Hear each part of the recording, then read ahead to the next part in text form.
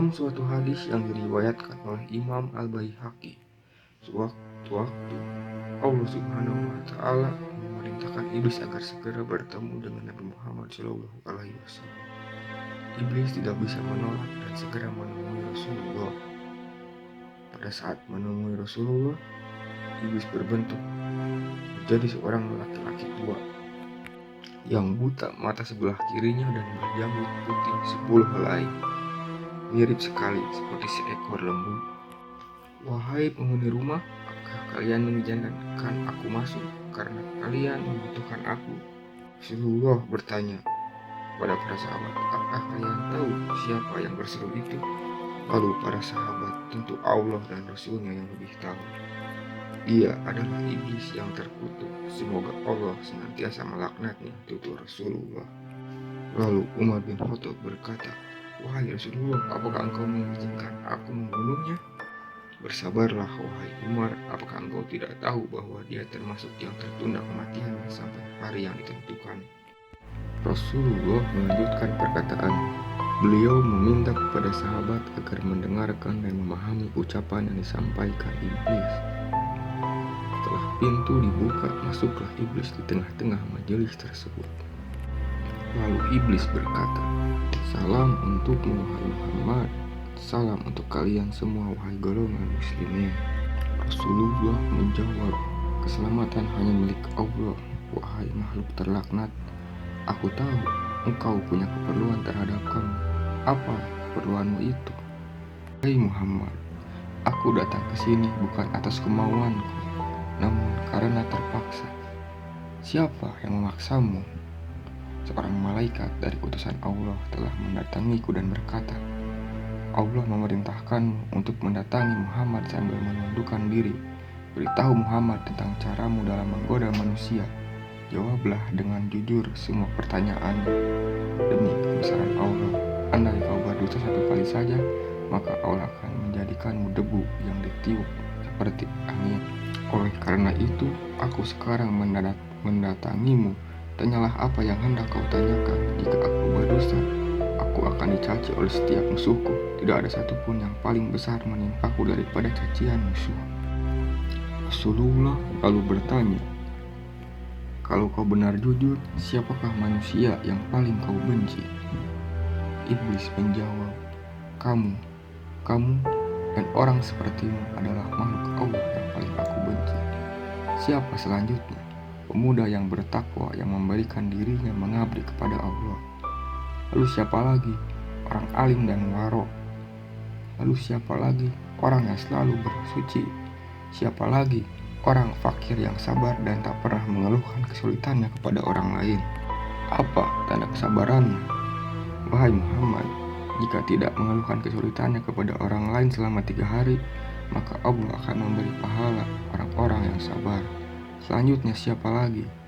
Orang kaya yang bersyukur. Apa tanda kesyukurannya? Ia mengambil kekayaan dari tempatnya dan mengeluarkan juga dari tempatnya. Orang seperti apa Abu Bakar menurutmu? Ia tidak pernah menurutiku di masa jahiliyah, apalagi dalam Islam. Umar bin Khattab, demi Allah, setiap berjumpa dengannya, aku pasti kabur. Utsman bin Affan, aku malu kepada orang yang malaikat pun malu kepadanya.